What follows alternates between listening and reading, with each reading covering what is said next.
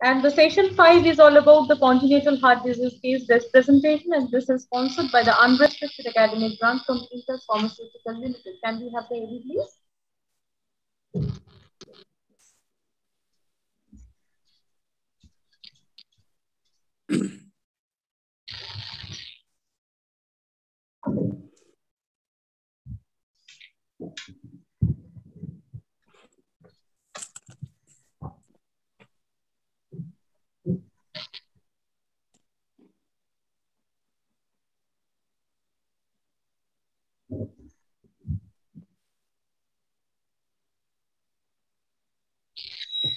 Thank you for the presentation, and with this we will move on to the last session for today. The last time request to all the speakers as well as to the chairpersons to kindly respect to the time limit that are allotted, because we all want to listen to all our speakers and everybody is so very precious to us. And may I please request Dr. Arup Das Biswai, Dr. K. Shivakumar, Dr. Amita Bhushan Gupta, Dr. Kishan Sinha, Dr. Sauranshu Chatterjee, Dr. Devika Chatterjee, Dr. Mahesh Kumar Chaudhary, Dr. Ajay Kumar Sinha to join this session as a chairperson. And our first speaker for this session would be Dr. Brito Das, and he will talk about role of echocardiography in a 10-year-old girl presenting with severe dyspnea needs ventilatory support. So may I please request Dr. Brito Das to start his presentation. Thank you.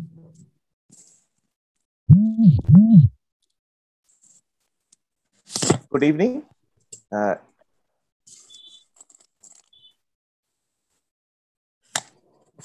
Can you see my screen? Hello. Yes, we can see. We can see your screen. Please go ahead. Yes, go ahead. Get full screen, do full screen. Yeah. It's fine. Yes. Play. Absolutely fine. Absolutely fine. My presentation today is on the echocardiographic assessment of a 10-year-old girl who has presented with respiratory distress and on ventilatory support. Now, this is quite a common situation in the pediatric intensive care unit, and as a pediatric cardiologist, we often get referral to see and assess such a patient. Two slides before I start my case, that one should know about the patient before one starts the echocardiography. So it is very important to get a brief clinical history, as well as what has happened after the patient is admitted, what are the initial investigation findings, what are the ventilatory settings, and if there is any provisional or differential diagnosis available, and what are the medication is the patient on, like inotropes and diuretics. It is important to know about these informations because it will help one to focus on the areas of interest as well as to interpret the findings. Another thing is the technical challenges, which we all are aware about in the intensive care setting. I would stress upon that it may not be possible to get a full complete study, but one should look specifically at the areas of interest. And if this complete study is not possible, then to mention that it is a limited study and one should try to see it once the child improves. Now, let me move to the case. It is a 10-year-old girl who presented with abdominal pain for last 3 days and then developed respiratory distress, admitted the day before and deteriorated overnight and put on ventilation early in the morning. The initial COVID RT-PCR report was negative. Now, the most common cardiac cause of respiratory distress in children is ventricular dysfunction. And as soon as we look at the echocardiography, we get an initial idea by looking at the squeezing of the ventricles. It may not be possible always to get a good 4-chamber view with endocardial margins clearly visible to do a 4-chamber modified Simpson method. What I personally do is to get a M mode of the long axis as well as the short axis. And if the findings are more or less comparable, then I accept that one. In our patient, you will find that there is generalized LV wall hypokinesia, which usually is in case of children. And you will also find that the ventricular function is around 40%, and there is small pericardial effusion. But in other patients, you may find that there may be a hypertrophic cardiomyopathy or dilated cardiomyopathy presenting with heart failure and severe respiratory distress. Definitely, one should exclude the structural heart problems, and the areas of interest will be the outflow tract obstructions. In our patient, the ventricular function was normal, and that there was no structural abnormality except mild mitral regurgitation, which was possibly due to the annular dilatation or valvulitis. But in different patients, there may be a severe left ventricular outflow obstruction, like in this particular child, although a bit younger. And you can see that there is bicuspid aortic valve with severe aortic stenosis and severe coarctation. Such patients are not uncommon to find in the pediatric intensive care unit, especially the coarctation. They may often remain undiagnosed even in the late childhood or even in adulthood and present with respiratory distress and maybe on ventilation. This is another older child who presented with similar history with severe respiratory distress, and you will find that the ventricles, the right ventricle is grossly hypertrophied and dysfunctional as a result of severe pulmonary valve stenosis. It is important to find out these structural abnormalities because the result of balloon valvuloplasty is very good in these case scenarios. Another thing we often assess in the pediatric ICU, which you don't do in the adult setup, is the coronary arteries. In our patient, when we looked at the coronary arteries were quite prominent, as you will appreciate, with very prominent perivascular brightness, and there is a small aneurysm in the LAD as well. In other patients, especially is the young infant, it is important to recognize the structural coronary artery abnormality like anomalous left coronary artery, as you find in this particular patient with severe left ventricular dysfunction. And you can see that the coronary artery, left coronary artery, is arising from the pulmonary artery.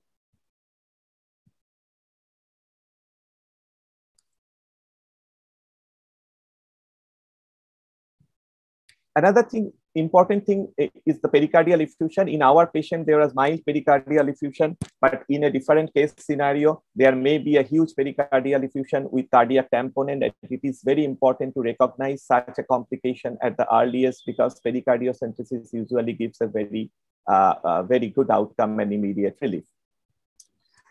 It is also important to look for vegetation or cardiac mass. In our patient, there was nothing like that, but it is very important if the patient has a prolonged history of fever to look for right-sided vegetations, which can embolize into the pulmonary artery and gives rise to acute respiratory distress with features of pulmonary embolism. This is another very interesting case where the patient presented with respiratory distress, was on ventilation. People initially were ignorant about the cause, and when we did the echocardiography, we found that there is a huge mass within the right atrium, which is even obstructing the right ventricular inflow. And it is extending to the inferior vena cava, and ultimately it turned out to be a renal tumor, which was invading the inferior vena cava and extending inside the heart. Not very common in the pediatric age group. This is a large extracardiac mass. This is also sometimes rarely, we have seen that it can compress the whole heart, and like in this particular case, it is compressing the right atrium and obstructing the superior vena caval flow. No echocardiography in the intensive care setup will probably be complete without pulmonary artery pressure assessment. In our patient, there was mild pulmonary arterial hypertension. But one thing I will stress upon, that it is not only the tricuspid regurgitation jet, one should have an overall assessment, because the TR jet may be inadequate in signal, or it may be an eccentric jet. So one should look at the RA and RV dilatation, position of the interventricular septum, pulmonary regurgitation jet, and get an overall assessment of the pulmonary artery pressure. The last one in the assessment part will be the volume assessment. Sorry, my slide is not moving. Anyway, so volume assessment in the intensive care setup is an integral part. And one thing one should keep in mind is that if the patient is on ventilation, especially on high PEEP, the collapsibility or the respiratory variation of the inferior vena cava may be misleading, and one should be aware about that. So in our case, we have found that there is mild ventricular dysfunction with coronary dilatations, mild pericardial effusion, and all those led to the diagnosis of MISC, which is multi-system inflammatory syndrome in children, usually seen in the post-COVID scenario. And in our particular case, the COVID antibody was positive, which also helped us to confirm the diagnosis. Thank you.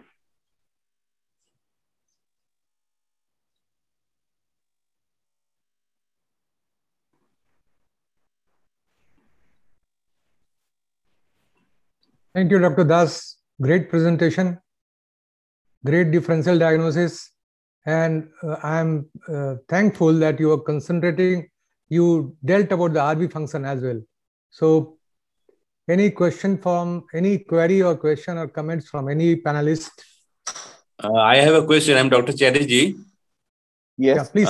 If the patient is in prone position, it is difficult to do a transthoracic echocardiogram. Have you considered doing TE in such a situation? Transesophageal echocardiogram. Definitely, if there is a strong suspicion in the pediatric age group, most of the time we can manage with supine ventilation or the other modes of ventilation. But if prone ventilation is necessary, definitely we'll consider the transesophageal echocardiography. That's right. Any other comment on this issue of 10-year-old girl presenting with breathlessness? Any other comment or any other views or thoughts? Dr. Dhitapati Das, close your skin, sir. Yeah.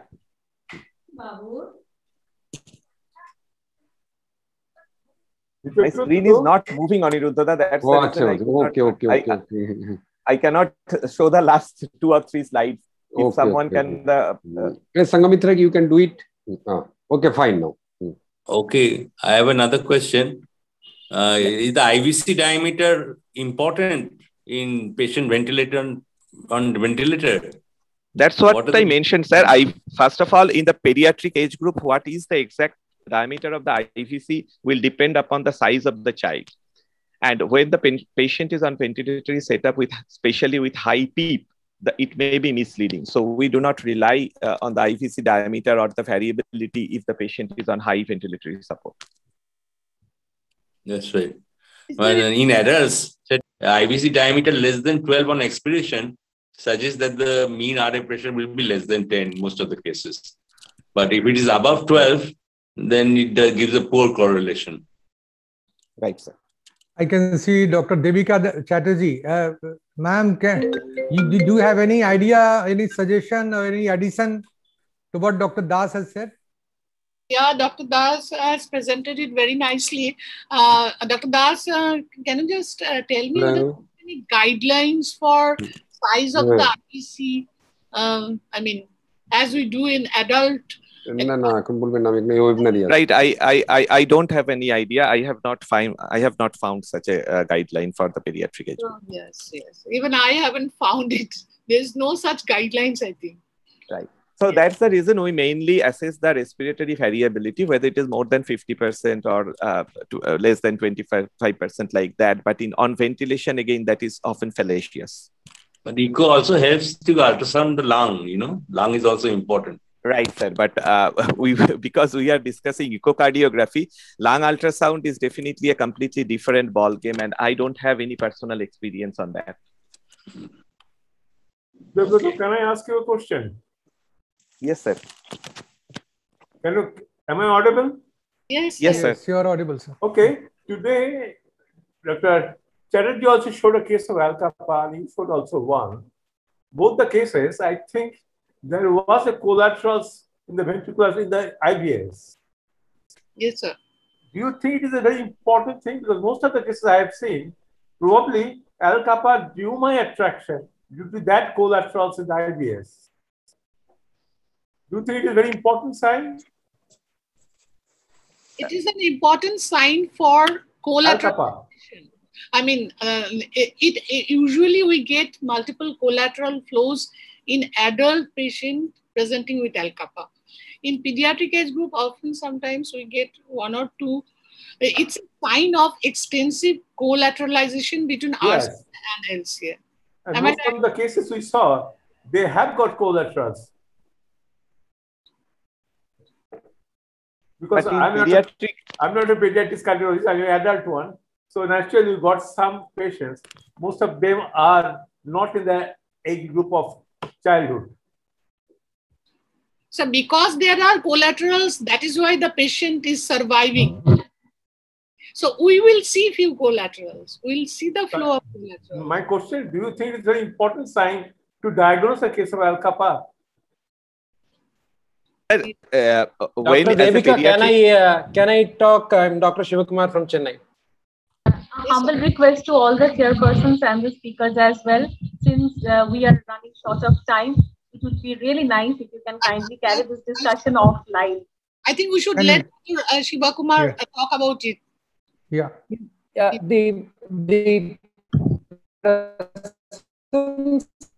In the presence of L-kappa, there are two types of collaterals. One is largely epicardial and one is large.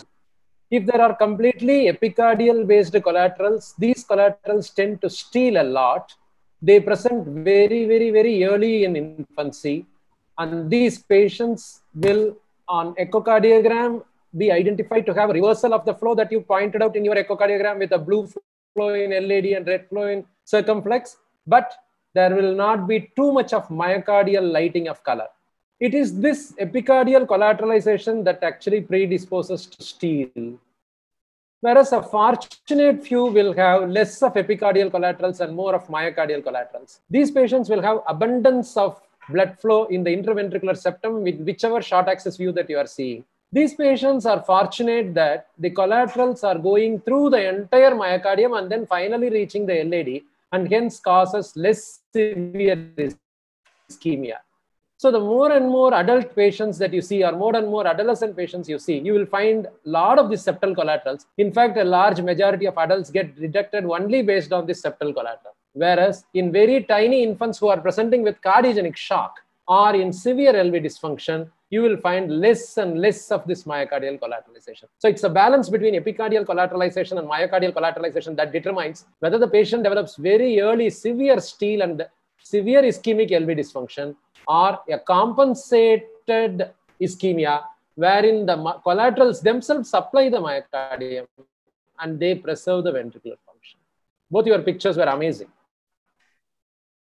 Thank you, Shivakumar. So can we move on to the next person, next presenter? Yeah. Yes, please, sir.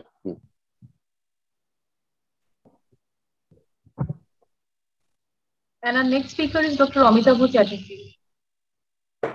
He will talk about how to access diastolic function in adult CHP.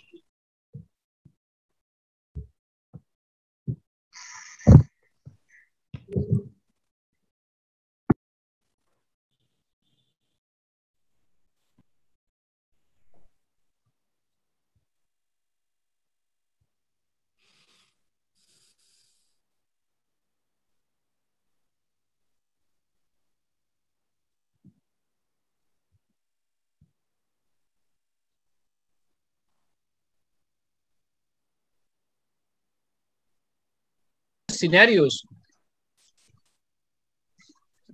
What are the scenarios where you might get diastolic dysfunction in congenital heart disease? I'll just discuss in short about that one. Am I audible? Yeah, but go to full screen. Go to full screen. Yeah. Powerful. Yeah.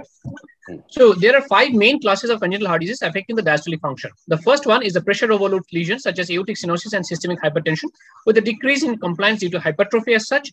Volume overload conditions where there is increased compliance up until a point whereafter then hypertrophy or fibrosis occurs. Mixed pressure and volume overload conditions like can combine to affect the compliance like repaired tetralogy of Fallot with some PS or PR. And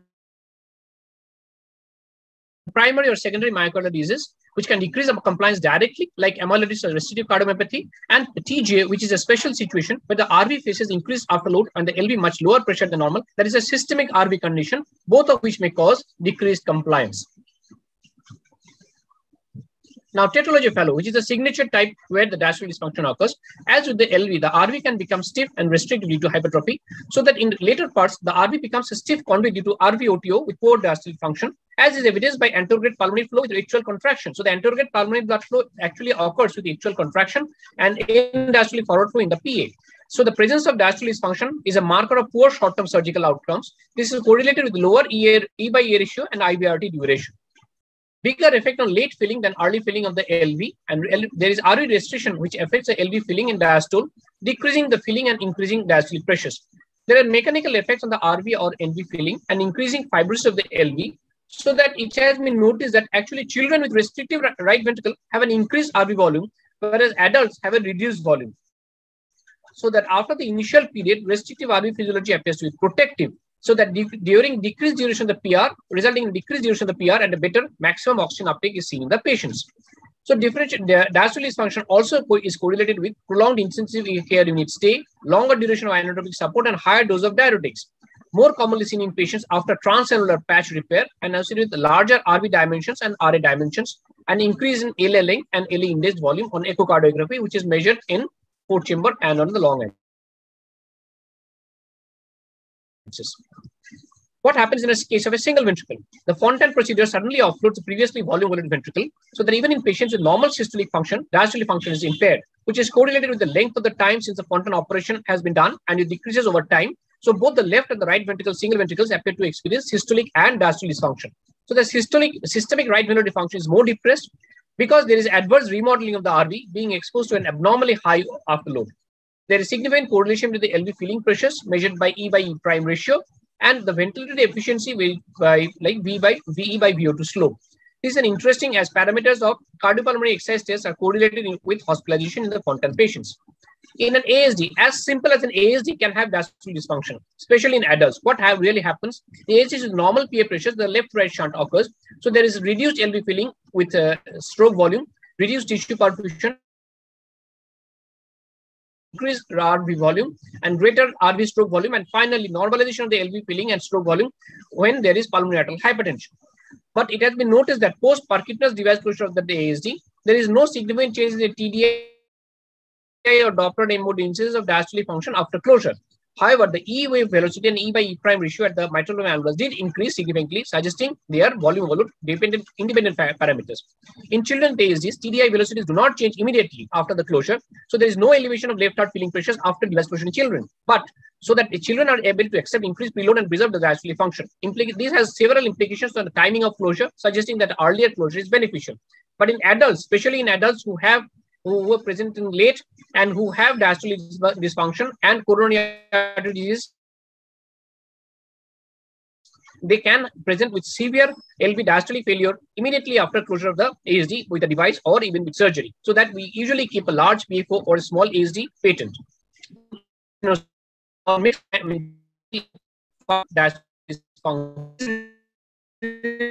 Hypertrophy. So the E by E prime is a correlation with LVEDP on cardiac catheterization as well.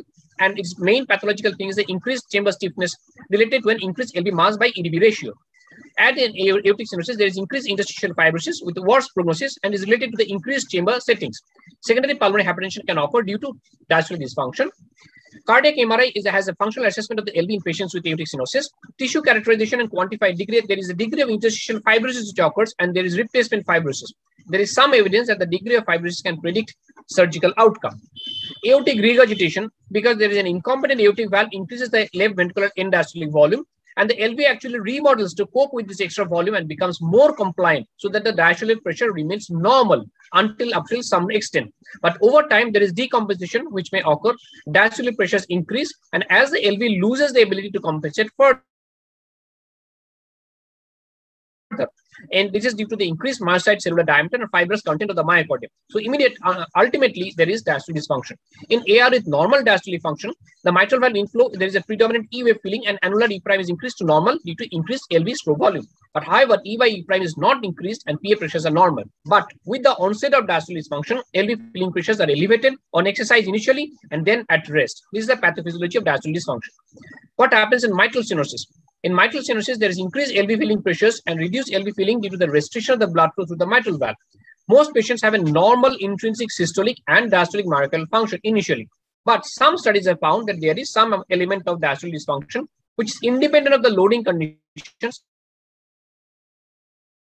and acutely reversed after BMV. This mechanism, though, is not very clear and may be due to the restriction of the LV relaxation by an immobile and thickened mitral valve itself. Mitral regurgitation. In isolated MR, LV compliance usually decreases as it dilates to accommodate an increased volume. Acute MR, increased LV diastolic pressure happens due to increased LV dilatation and a shift upward on the pressure-volume relationship. However, in chronic MR, due to the remodeling and LV dilatation, thereby the LV stroke volume is retained.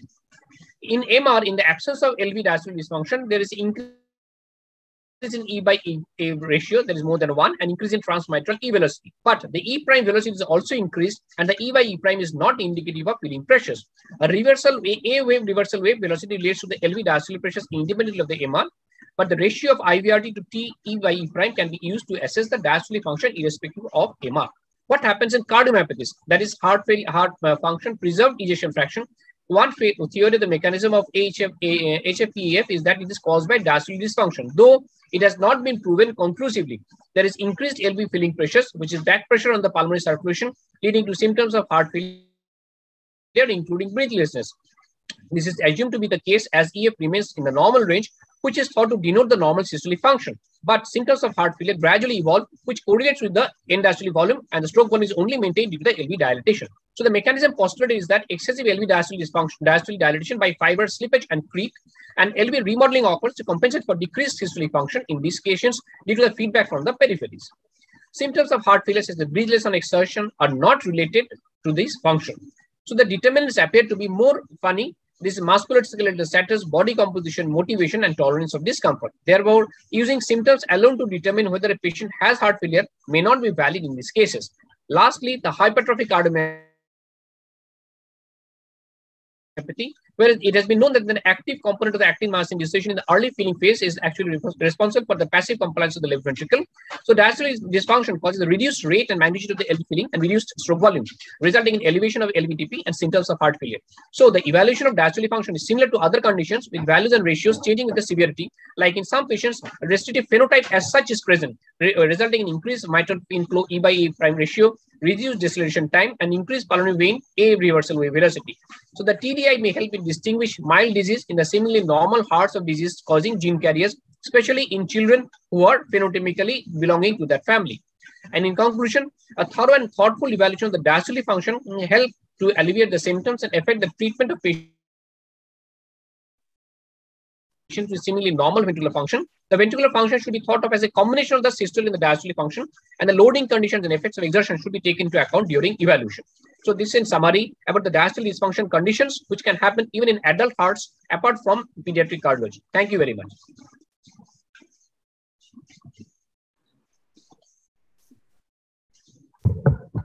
Dr. Chattopadhyay, thank you very much for a nice deliberation. Can I ask a question to you? Like, is there any role of strain imaging? Yes, sir. In your condition, in diastology?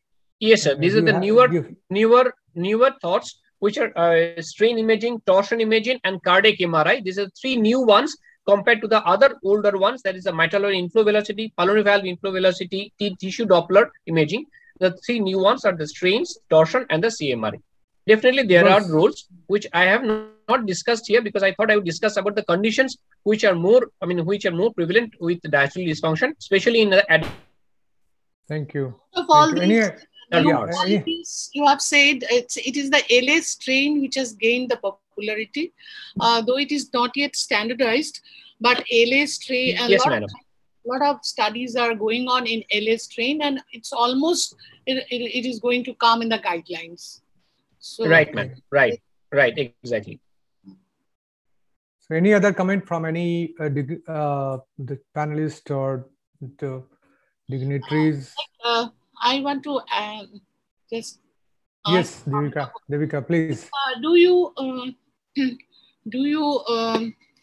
do the LA volume size regularly? Not routinely. No, not routinely. because in pediatric cardiology, mostly we are concerned with the structural one. So it is need. I mean, we are frankly to say that we do not practice the LV diastology or the RV diastology routinely, because most of the children, most of the patients to us do not have this kind of a heart. But as the patients grow up older, especially in the adult congenital heart disease, they seem to have diastole. That is those are the conditions which I have discussed. That these are the conditions where the pediatric cardiologist gives a handover to the adult cardiologist, where these kind of diastolic dysfunctions can occur. Is there any standard guidelines for RV diastolic dysfunction yet for the pediatric cardiology? Not standard guidelines, ma'am, but definitely these guidelines are being prepared. Yes, they are being prepared, especially for tetralogy of Fallot, which is the standard benchmark, and there are guidelines where we have to replace the pulmonary valve under certain conditions, which I'm not discussing here. There are definitely guidelines which keeps on changing from time to time, like the LV volumes, end-diastolic volumes, and systolic volumes, and all, and this prime. They are, I mean, taking tetralogy of Fallot as the benchmark, the guidelines are being developed for other conditions as well. Okay. Great, thank you. So can we move on to the next presenter? Thank you. I don't know who's the next presenter. Yes, Rajesh Kannan. Yeah. Dr. Rajesh Kannan is the next presenter, and he will talk about how to assess diastolic function in adults. No, it's role of MRI. I'm so sorry about it. Role of MRI in congenital heart disease is the concept. Yeah. So please.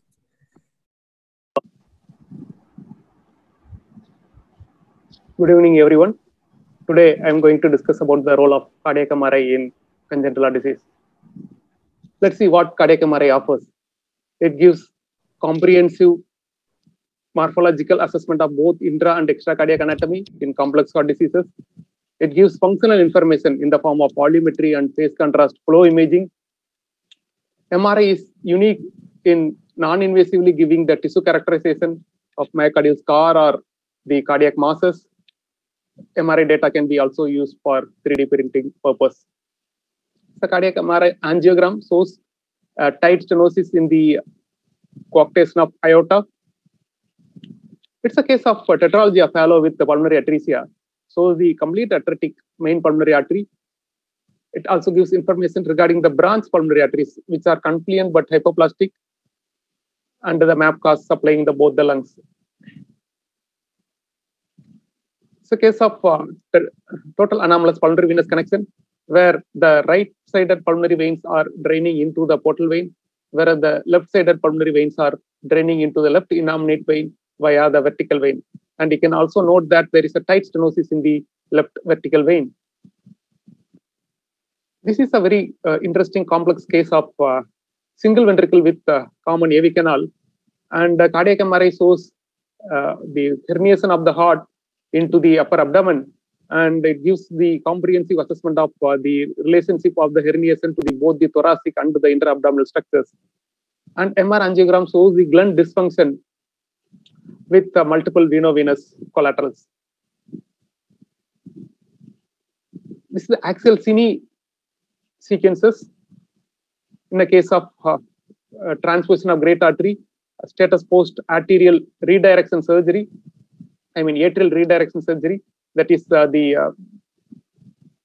here we can see that all the pulmonary veins are redirected into the right ventricle, whereas the systemic veins, the SVC and IVC flow, are redirected into the left ventricle in the case of sending surgery, otherwise known as atrial redirection surgery for a transposition of great arteries.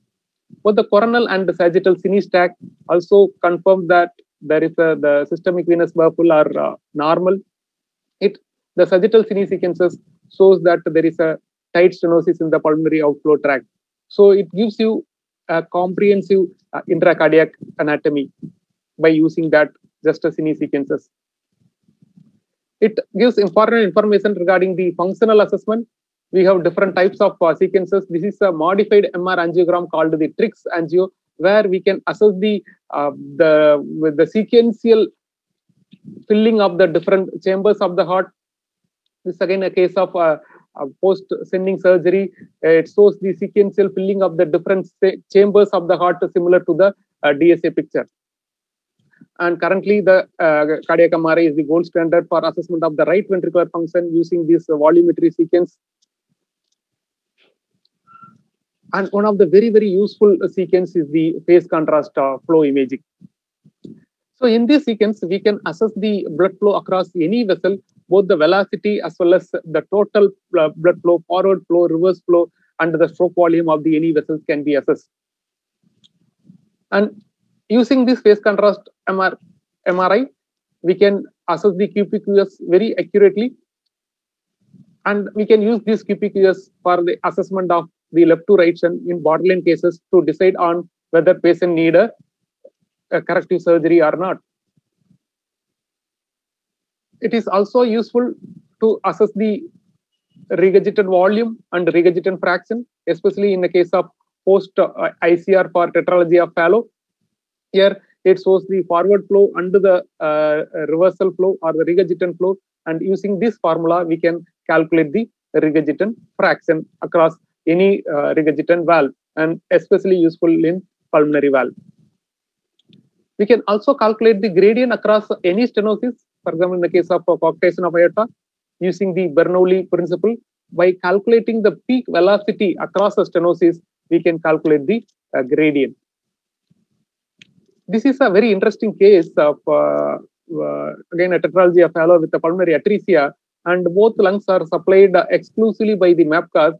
And if you look at the MR angiogram, it looks like there is a tight stenosis in the MAPCA to the right lung, whereas the left-sided MAPCA looks normal and it's widely patent. But flow information gave a very, very important information, which showed that the MAPCA to the right lung shows the much better flow compared to the left lung. So that indicates this right side MAPCA is protected by that stenosis, whereas the unprotected left side MAPCA is lead to Eisenmenger syndrome. So the blood flow to the left lung is low due to the Eisenmengerization because of the absent stenosis, whereas this stenosis on the right side MAPCA protected the right lung. So we can get a very, very important flow information using this phase contrast flow study. And this data we have published in Annals of Pediatric Cardiology way back in 2011, and understanding the physiology of complex heart disease now using cardiac MRI is made very simple. And another unique thing about cardiac MRI is we can assess the blood flow across multiple structures at the same time. For example, if you take a phase contrast flow study like this, we can simultaneously assess both the tricuspid valve and mitral valve, as well as aorta and main pulmonary artery. So what is the importance of this is we can simultaneously assess the blood flow in these structures. And if you look at the difference between the pulmonary arterial flow, where the pulmonary artery flow stops and where the tricuspid valve flow opens, so we can assess the diastolic dysfunction. We can also look at the E wave and the A wave of the AV valve, and that we can also assess it on echo, but MRI provides the information between the different structures like a pulmonary artery and the tricuspid valve simultaneously.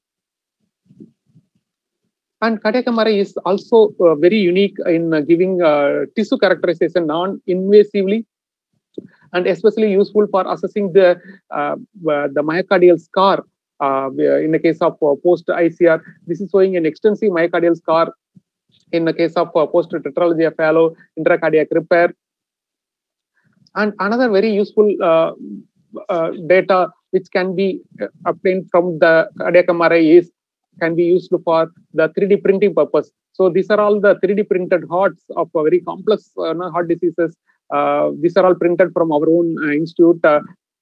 And these type of 3D printing models will be very, very useful for the surgeons to decide whether patient need what type of surgery. I would like to conclude my session by showing one complex case of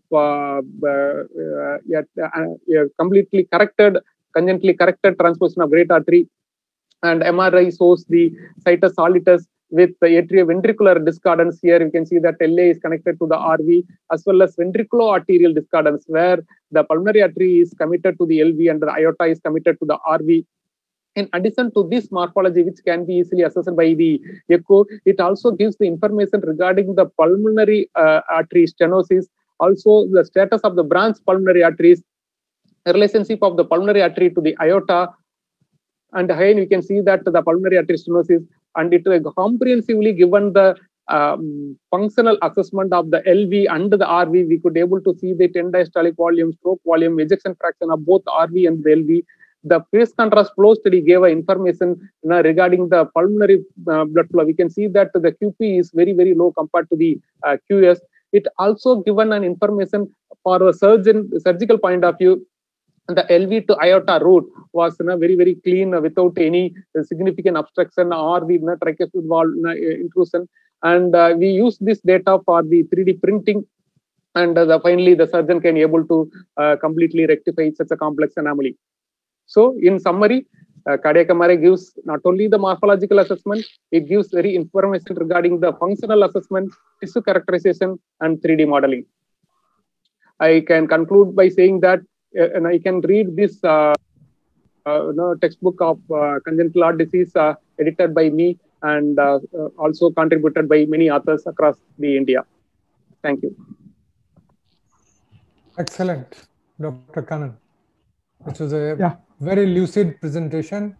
And I think we all should learn from your thoughts and your presentation that MRI has taken a big chunk of our knowledge sharing. And but only thing is, I have a feeling that MRI learning is not adequate amongst many of us. That kind of thing should come up, and we should try to disseminate the idea to learn, because you very well said that structure, anatomy, function, hemodynamics, everything you have shown. That was beautiful, and I congratulate you for that. Any other comments from any of the? I have a comment. Yes. I'm Dr. Chatterjee. Yes, this MRI is also useful to assess the coronary arteries, especially in transposition of great vessels, and to see the adults, patients with congenital heart disease for the thoracic vasculature. They already mentioned aortic coarctation. And in Ebstein's anomaly and Ebstein's anomaly, tricuspid valve dysplasia also, MRI has an important role. Yes. Sinus venosus ASD. So, wonderful tool. So because of the shortage of the time, I couldn't be able to show those. Congenital anomalies are important, but coronary arteries are important. Yes. Yeah, so using this 3D SSFP sequence, which will give you the whole 3D heart imaging similar to the cardiac CT, so we can non-invasively assess the coronary arteries, especially useful for the coronary artery anomalies, even though not much used in coronary artery stenosis quantification. Thank you. Thank you. Devika, can you take over now, because I'm outside away. I've got some work. Okay, so sure. Kindly take over. Thank you so much. Thank you, everybody. Thank you. So let us move to the next topic, a very important topic with a very eminent speaker. It's role of 3D echo in adult congenital heart disease by Dr. Shiva Kumar. So Dr. Shiva Kumar, can I request you to start your session? Yeah, thank you, Dr. Devika. Is my slide seen? Yes, you are audible also. Thank you. Sorry, I'm going to the next presentation just.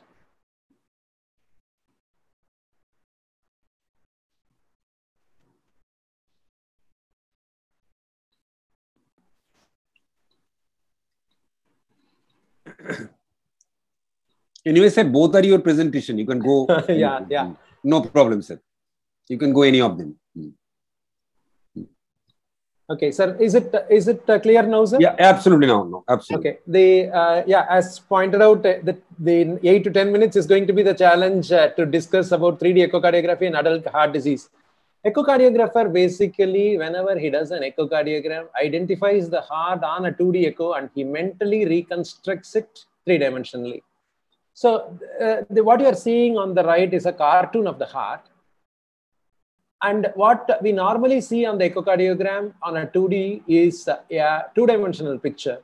But 3D gives in one perspective a total real anatomical display of the heart. This is a right atrial en face view of a secondum atrial septal defect. It tells what is the size, what is the shape, what are the margins, and gives a perspective about this is the relationship to the aortic root.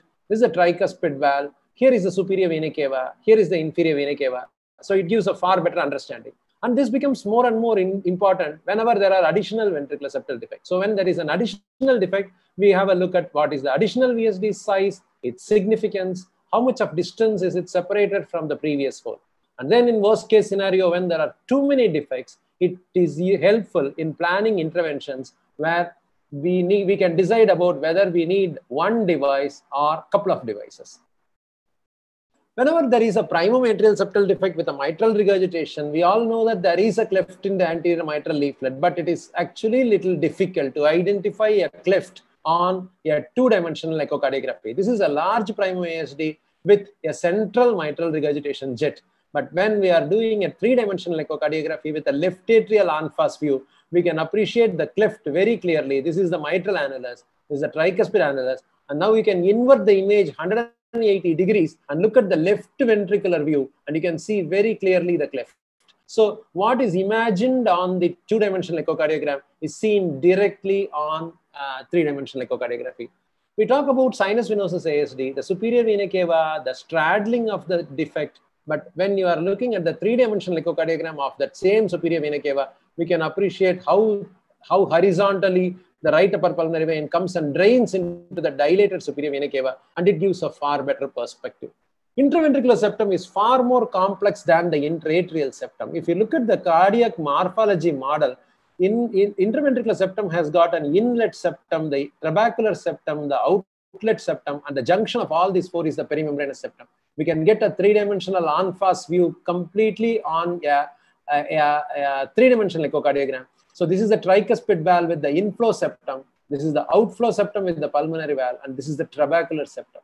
Once you have a look at it, then it becomes far more easier. This is a two-dimensional echocardiography of a large muscular VSD, a subxiphoid view, a left ventricle and the right ventricle, and the corresponding three-dimensional echocardiography. I'm keeping the cartoon here. You can appreciate the inflow, the outflow, the apex, and the large mid-muscular ventricular septal defect seen clearly. This is a large perimembranous VSD that is seen clearly. Right atrium, right ventricle, tricuspid view, a perimembranous VSD, and this is the outflow tract. And that perimembranous VSD has been closed with a device, and we can very easily appreciate it.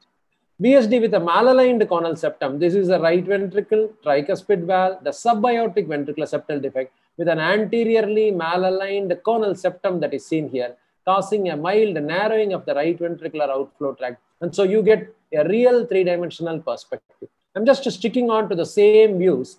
This is a large doubly committed VSD, a parasternal long axis view. This is the aortic valve, and below the aortic valve, there is a very, very large doubly committed subpulmonic VSD. And you can see here, the entire ventricular septal defect is below the aortic valve as well as the pulmonary valve. So it really gives a good perspective that it is truly doubly committed below both the aortic and pulmonary valve. And once we see that, then multiple VSDs can be seen. This is an inlet ventricular septal defect. You can see the tricuspid valve, a large inlet VSD beneath the entire inlet septum. The trabecular septum is intact, the outlet septum is intact. And whenever there are multiple VSDs, it gives far better perspective. A large perimembranous VSD, a mid-muscular VSD, an apical VSD. And even more complex VSDs are possible to understand. Let us see this two-dimensional echo. Left atrium, left ventricle, aortomitral fibrous discontinuity. Aorta is committed 90% to the right ventricle. So this is a large subaortic VSD. You sweep to the left, this is the pulmonary valve. And when there is a pulmonary valve, there is no VSD. So we know that this is a double outlet right ventricle with a subaortic VSD. But it is easy for me to show it in the cartoon. So this is the cartoon of the right ventricle. The ventricular septal defect is below the aortic valve and not below the pulmonary valve. The same thing is shown here. Aorta, pulmonary artery, VSD is located below the aorta, and below the pulmonary artery, the septum is intact. So then, having seen this, how does a DORV with subpulmonic VSD look like? In the cartoon, this is the subpulmonic VSD below the pulmonary valve, and below the aorta, the septum is intact. The same thing, aorta, below the aorta, the septum is intact, and below the pulmonary valve, there is a large VSD. And so this patient will need a switch type of operation, arterial switch type of operation. DORV with a restrictive ventricular septal defect. You can appreciate the mitral valve, and far away is the tricuspid valve with the aortomitral fibrous discontinuity. But the VSD is restrictive. LV is at a higher pressure. Now we can appreciate here, this ventricular septal defect is anatomically much smaller compared to this dilated aorta, and the dilated pulmonary artery. So this is a DORB with a restrictive ventricular septal defect. What about a DORB with a remote ventricular septal defect? This is the left ventricle, the right ventricle on a subxified view. The VSD is seen here, but far away is the aorta. There is a long subaortic conus. So this is far away. The same thing we are seeing here. The VSD is seen far below, a long subaortic conus, and here is the aorta and the pulmonary vein. So basically a three-dimensional echocardiogram helps in understanding a ventricular septal defect far better. Now I'm just go to another area, aortic valve. An aortic valve is conventionally looked at short axis and in a long axis, but we know that it is actually a three-dimensional crown-shaped structure. This crown-shaped structure is very difficult to imagine with only two pictures horizontally and vertically, or in short axis and long axis. But when I am showing it on a three-dimensional echocardiogram, I can get a perspective about what is a three-dimensional aortic valve's appearance and how it looks. And I can make a cross section, I can make a cut across, and you can see that this is the sinus, this is the commissures, and these are the leaflets. And so it gives a far better perspective. Now, once you understand that, then it is easy to identify pathology. So this is a bicuspid aortic valve. So a bicuspid aortic valve with a commissural fusion here. And so you do a balloon aortic valvotomy, you get a commissural split along that same area, and you are able to get this aortic valve opened. This is an adult with a bicuspid aortic valve with severe stenosis. Another adult with a bicuspid aortic valve. Here I cannot do a balloon aortic valvotomy because the leaflets are very thin. The commissure, the fusion is very thick, but the leaflets are thin. So if I go and do a balloon valvotomy here, it will rupture through the leaflets rather than through the commissure. So 3D echocardiography gives far better understanding. We can understand a unicuspid aortic valve far better. This is a unicuspid aortic valve. What looked like a raphe is all actually, what looked like a commissural fusion, all is actually a calcified raphe. You can appreciate the unicuspid aortic valve with calcified raphe everywhere. And so we know that definitely this patient needs a replacement. Can we repair an aortic valve? This is a bicuspid aortic valve. You can appreciate that in the central portion, there is a deficiency. And if you do a cross-sectional imaging and explain imaging through that, you can appreciate the posterior leaflet prolapsing. And exactly in the same area, there is an aortic valve prolapse and an aortic valve regurgitation. So this particular bicuspid aortic valve, when we are looking at a three-dimensional, you can notice that there is a free edge deficiency of the posterior commissure. So if we augment it with a pericardial patch, you can get a repair. So it tells us which are the valves that can be repaired, which are the valves that can go for balloon valvotomy, and which are the valves that can go for surgical replacement. The sinus of Valsalva aneurysm. This is a patient with a trileaflet aortic valve with a right coronary cusp breaking into the right atrium, causing a sinus of Valsalva. And you can appreciate the sinus of Valsalva's orifice, the aneurysm's orifice, shown on this black image. And the moment, and this is an aortic valve prolapse. This is a non-coronary cusp prolapse as well as a right coronary cusp prolapse. Both the leaflets are prolapsing, causing some degree of aortic regurgitation. And you can appreciate this. Left is normal. Non-coronary is also prolapsing. Right is also prolapsing. So it's a big topic for 10 minutes. So now I will summarize. An echocardiographer reconstructs a 3D mental image in each and every echocardiogram. So that means this particular mental reconstruction depends on his knowledge of the anatomy, the way he interprets the anatomy. But the three-dimensional echocardiography gives a true anatomical perspective. Biggest teaching tool in current day to teach cardiac anatomy in live hearts. It can substitute cardiac morphology specimens to teach the residents and technologists when facilities are non-existent to teach cardiac morphology with cardiac specimens. Thank you very much. Well, it is an excellent presentation of 3D echocardiography, an excellent quality of images, I must say. Dr. Jiva Kumar, what I face while doing 3D echocardiography in aortic valve, when I take the zoomed view and I crop it, the problem I face that I lose the tissue. Correct. So how do you balance? Yeah, see, the basic principle about three-dimensional echocardiography is to identify whether you are perpendicular or whether you are parallel. Let's assume two valves. mitral valve is perpendicular. Imagine that you are having the face of the transesophageal probe and the probe's images go and cut the mitral valve perpendicularly. So while you are doing a mitral valve echocardiogram, use a 3D zoom, put a box around the entire mitral valve and then go for a zoom and then tilt the image so that you see the left atrial view and you tilt it to see the left ventricular view. But you imagine you have the transesophageal probe, aortic valve is actually perpendicular to that. Or sorry, the beam of insunation is parallel. So aortic valve is not going to be seen perpendicular. So in aortic valve, if you try to use the 3D zoom and then try to turn the image, you will not get a good quality image. So what you have to go is 30-degree view. So on 30 to 40 degree, you will get a short axis of the aortic valve. The moment you get the short axis of the aortic valve, now go for a live 3D there, or now put the 3D zoom onto it. Now, the difference that you have now got is you have already oriented your echocardiogram to get the X plane, the first plane, perpendicular to your aorta. And now the parallel view, you can use the elevation bit to make it very, very, very small so that you are cutting only the sinus of valsalva. In case if there is something like you want to see a little bit more of the left ventricular outflow tract or you want to see more of the aortic valve, then you widen the elevation bit. So that basic trick is in mitral valve, you start off with the 3D zoom, but in aortic valve, go for a 30-degree cut. Look at the three leaflet view, and then go for a live 3D onto that. Then you keep cropping. Okay. Thank you. I have one more talk, Dr. Devika. So can I present also? Yeah, go ahead. Please go ahead with that. Yeah. Yes, please. So is the screen visible now?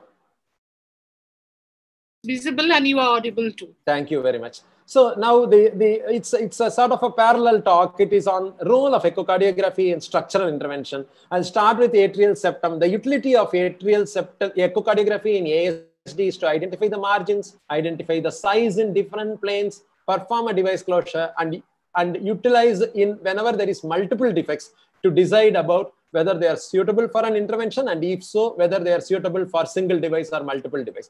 I already showed one picture. This is a 3D en-face view. So this is the aortic valve with the ascending aorta. You can see the end-on view of the superior vena cava, and below is the inferior vena cava. So when you are drawing a cartoon, you are showing that this is the retro-aortic margin. I can show now here, this is the retro-aortic margin. This is the mitral margin. This is the inferior IVC margin. This is the superior margin, and this is the posterior margin. It's far more easier. So if I crop on the front and back and get only the ASD, you can appreciate that the antero-superior margin is actually related to aorta with the aortic valve. The antero-inferior margin is related to the tricuspid valve. You can see the valve leaflets moving here, and the superior, inferior, and the posterior margin. Now, having this picture will help us understand that whatever view that we are doing on a routine thoracic echocardiogram is in the same planes. So a supro-inferior margin is cut from the subxiphoid view perpendicularly. So this is the superior margin and this is the inferior margin.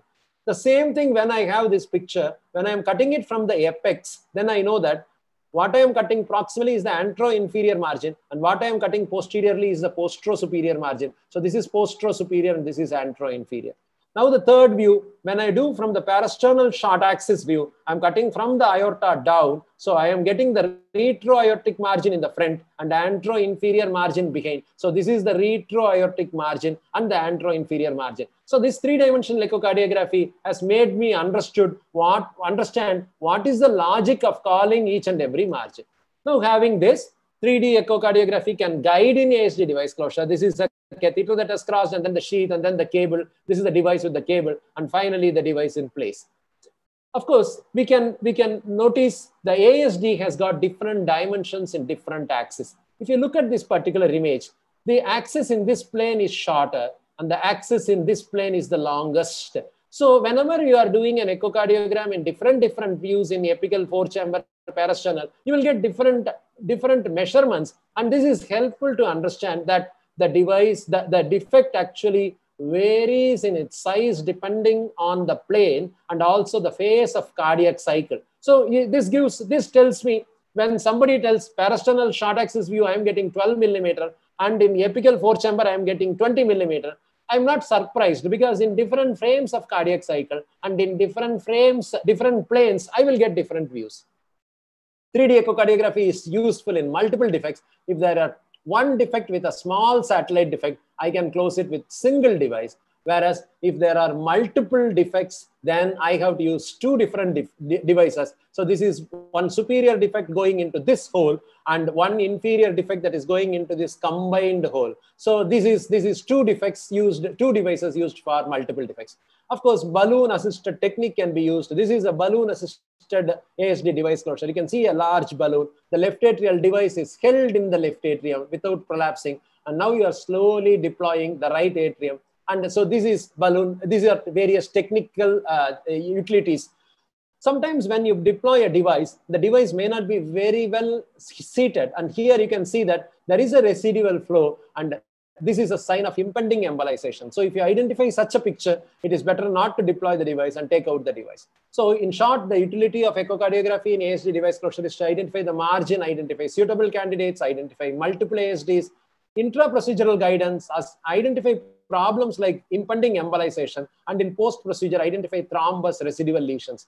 The operator confidence has increased enormously now with echocardiography, that nowadays ASD device closure can be achieved without fluoroscopy in the cath lab at all. Such an increasing experience has been gained with echocardiography by different operators that people have stopped doing fluoroscopy. That itself speaks about what is the utility of echocardiography. Now coming to other atrial septal interventions, this is a balloon atrial septostomy. You can see the atrial septum, a large inflated balloon, and the balloon is being pulled back. This is on echocardiographic guidance. This tells us that the catheter is not in right ventricle, but properly in the left atrium. Intraatrial septal puncture now is done by echocardiographic navigation. You can see this is the long axis view of the atrial septum. And you can appreciate slowly that the septal puncture needle, you can see the septal puncture needle is poking into that intraatrial septum. And this is a parallel fluoroscopy. So we are actually guided by fluoroscopy, and this is based on fluoroscopic markers. And this technology is called echo-fusion or echo-navigation. Now sometimes in patients who are having extremely thick atrial septum, this is a patient who is having an extremely thick atrial septum with severe mitral stenosis in the setting of single ventricle. You do a procedure which is called as blade atrial septostomy to cut the septum. And after the cutting the septum, now you can appreciate the cut that has been created in that atrial septum, a long linear tear of the atrial septum. The next type of atrial septal interventions are atrial septal stenting that are done on echocardiographic guidance. So this is a stent between the left atrium and right atrium. And the last procedure is in pulmonary hypertension, we do what is called atrial flow regulators, which is basically a controlled fenestration. So you have put in a device here, which allows the flow from right atrium to left atrium. You can see how much dilated the RA and LA is. And when you are injecting contrast, the contrast spills into the left atrium. So the patient does not get syncope. You can see the transesophageal echocardiographic view of a bidirectional flow here and the three-dimensional 3D en-face view of the atrial flow regulator. Now, recently we have started doing sinus venosus ASDs by interventional closure. This is a right atrium, left atrium, sinus venosus ASD. You can see the flow. And this is the sinus venosus ASD on a 3D en-face view. Now, we do a balloon occlusion, and following this balloon occlusion, you can appreciate the entire sinus venosus ASD is closed and the right upper pulmonary vein is getting rerouted towards the left atrium. So sinus venosus ASDs are now increasingly closed with covered stents, and not the patients, adult patients are not sent for surgery. Ventricular septum, it has got utility in perimembranous VSD, muscular VSD, residual postoperative VSD, and post-MI VSDs. So this is a perimembranous VSD. You can appreciate the aortic valve in a 5-chamber view, the perimembranous ventricular septal defect with the device that is seen here. The moment we identify this, looking at the margins, whether there is a good aortic margin, what is the size, whether there is a presence of aneurysm or not, whether there is a presence of tricuspid regurgitation or indirect jerkboard defect, whether there are multiple exits or not, presence of aortic valve prolapse, we decide about the device. And so this is post-device closure. This is the device in position, and this is the three-dimensional echocardiography of an RV en-face view of the device. Utility of echocardiography in VSD is for identifying all the points that I told. It is useful for intra-procedural guidance as well as post-procedural complications like residual leak, aortic regurgitation, and tricuspid regurgitation. PDA device, again, we can identify the size and shape of the ampulla. This is a patient who is having a large 20 millimeter atrial septal defect, who also had chronic renal failure and was unfit for an echo for a contrast injection. So this is basically a echo guided PDA device closure. This is a large 24 by 22 millimeter device which has been opened out in the aortic root and is being brought back into and it was closed. Of course, the second utility is ruptured sinus of Valsalva aneurysm. So this is from the right coronary cusp towards the right atrium. The device is being placed, and in RSOV, the echocardiography tells us what is the size of the aortic end, presence of aortic regurgitation, and presence of ventricular septal defect. The other shunts that can be assessed that can need echo guidance are coronary artery venous fistula, aortico-right atrial tunnels, and AP window. This is an AP window. This is the aorta, the main pulmonary artery branching into right and left pulmonary artery. And here is a device that has been placed on an AP window. So echocardiogram guides a lot. In the last talk, I told about aortic valve. Now, whenever there is an bicuspid aortic valve, if you look at the commissural fusion, if the commissural fusion is present with the leaflets that are thick, if you do a balloon valvotomy, you can split along the commissure. Three-dimensional echocardiography also guides in interventional management of aortic paravalvular leak. This is a patient with a large aortic paravalvular leak. This is the left ventricular long axis view of in a parasternal position. And this is the three-dimensional short axis view of a transesophageal echo. You can appreciate that it is on the 3 o'clock position. There is a large paravalvular leak. The moment you see that, you cross the paravalvular leak, and you can get a 3D echo guidance. You can see the sheath that is crossing through that paravalvular leak here, and it is passing through in the fluoroscopic image. And then you are now putting in the device here, and the device is seen on that paravalvular leak. And this paravalvular leak device closure of the aortic valve is completely guided by echocardiography. Mitral valve, mitral stenosis is assessed, by the Wilkins score. But the three-dimensional echocardiography gives additional information about 1, the commissure, and 2, about the subvalvular apparatus, which is not given by the regular 2D echocardiography very well. So this is a mitral stenosis. There is a calcium on the posteromedial commissure, but it is anterior, not in the region of the commissure, but little onto the anterior mitral leaflet. And so this patient is suitable for a balloon mitral valvotomy. But this patient, which anatomically looks like it's a good candidate on a 2-dimensional echocardiography, the 2D echo shows uniformly thick mitral valve. The 2D echocardiography on an apical 4-chamber looks like it may be acceptable for a BMV, but on a 3D transesophageal echo, the entire commissure is full of calcium. Actually, the leaflets are not having too much of calcium, but the commissures are having calcium. So this patient will be a bad risk candidate for a balloon mitral valvotomy.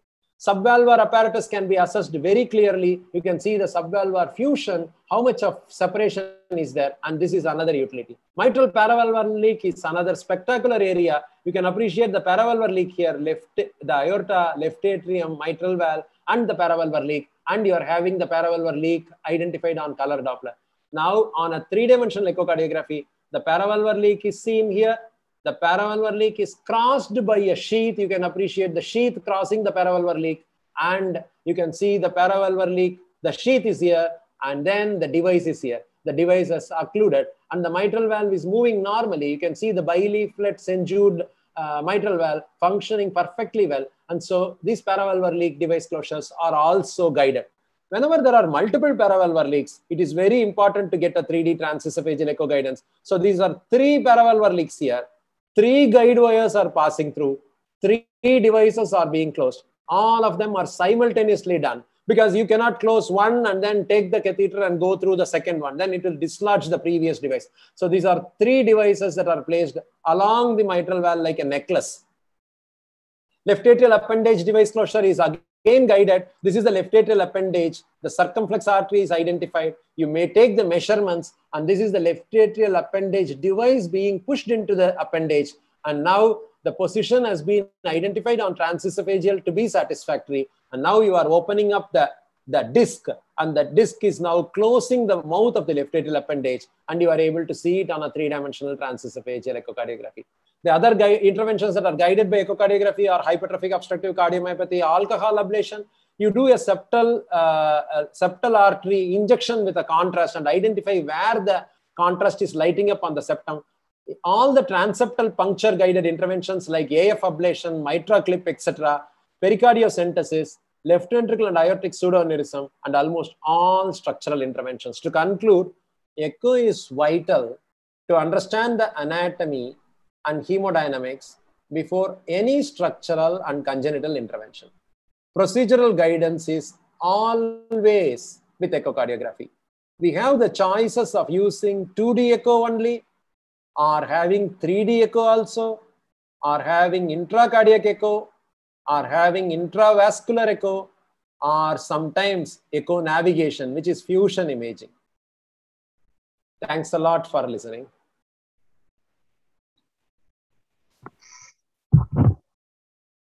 May I please request the session here to conclude the session? So can I ask one question? There are lots of questions, but there is no time, so I'll ask you a single question. While doing device closure of perimembranous VSD, what do you look for the suitability? Like which, I mean, there is no aortic rim, we know. So which factor decides that it is suitable for device closure?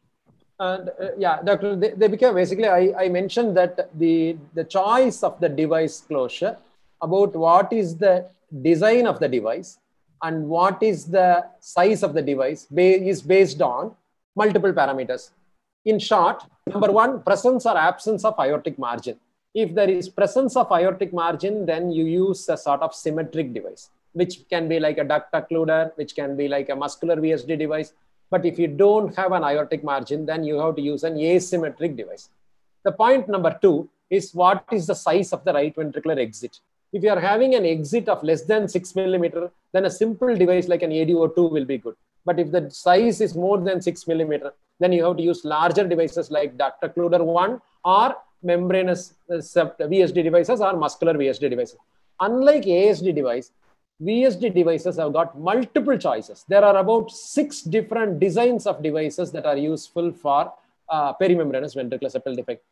Since there is not much of time, I have written a paper on Journal of Cardiovascular Imaging recently about how to choose a device for a patient with perimembranous VSD.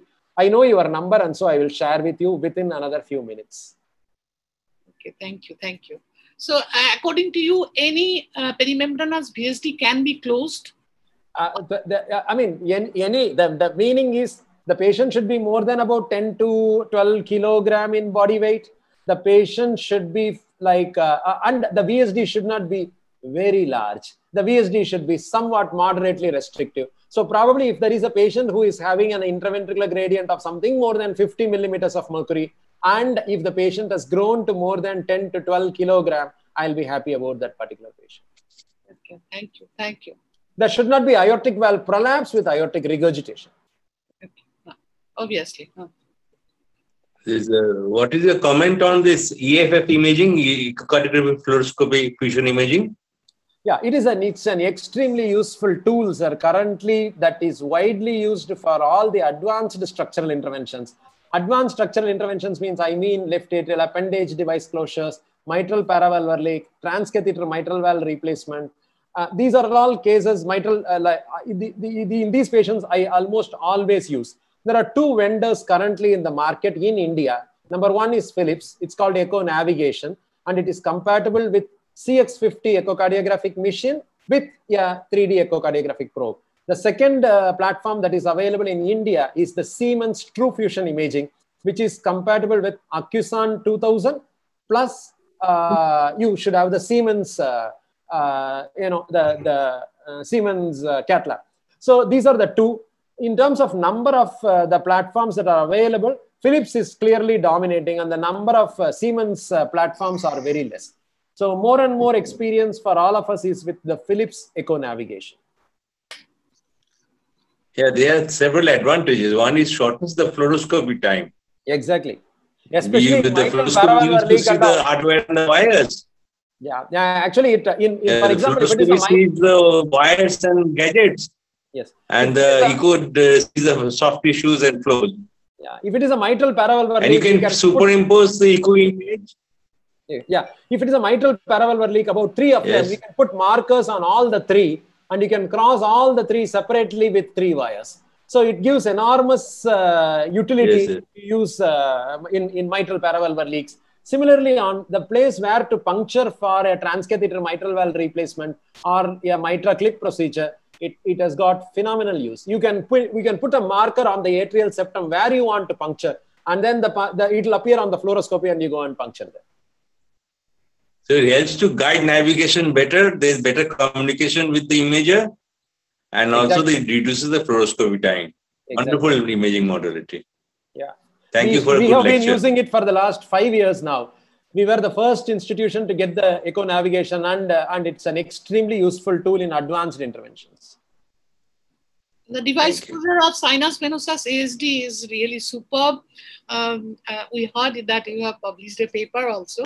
So, it's covered stent. Yeah, covered stent exclusion. Correct. Yeah. We came to know any factor you take SVC type or IVC type. No. It's only for SVC type. Yes. And now we have identified that almost 80 to 90% of the patients with SVC type of ASD can be closed if it is an adult. The exclusion criteria will be those patients who are having one isolated pulmonary vein draining very high in the superior vena cava. If instead of draining in the SVC RA junction, if there is one pulmonary vein that is draining about 3 centimeters above the SVC RA junction, these veins will not be routed. But when you talk to a surgeon about such an adult patient, they will say, we will leave behind that pulmonary vein. We will not route it. Because if the pulmonary vein is going to be about 3 centimeters, putting in a long baffle will result in stenosis. And so surgeons are happy to leave behind the pulmonary veins. And that is the reason why more and more number of patients in our center are now getting closed with covered stents rather than adults, I'm telling, rather than going for a surgery. Are you a pioneer in this field? I think. Congratulations. So shall we conclude the session, ma'am? Yes, please go ahead. Yeah, so we have finally reached to the extreme end for the first day of EICI-Con 2021. Thank you all the respected dignitaries, chairpersons, speakers, moderators for being here with us. I'm pretty sure that it has been a very long time. It's a very long day for all of you. So here we did an audit for today, and make sure that you all are joining again tomorrow, the same time, 3:30 p.m. sharp, to go for the second day with a lot of brainstorming sessions and lots of engaging discussions. Thank you all for your gracious presence and participation. Looking forward to see you all tomorrow. Thanks. Thank you.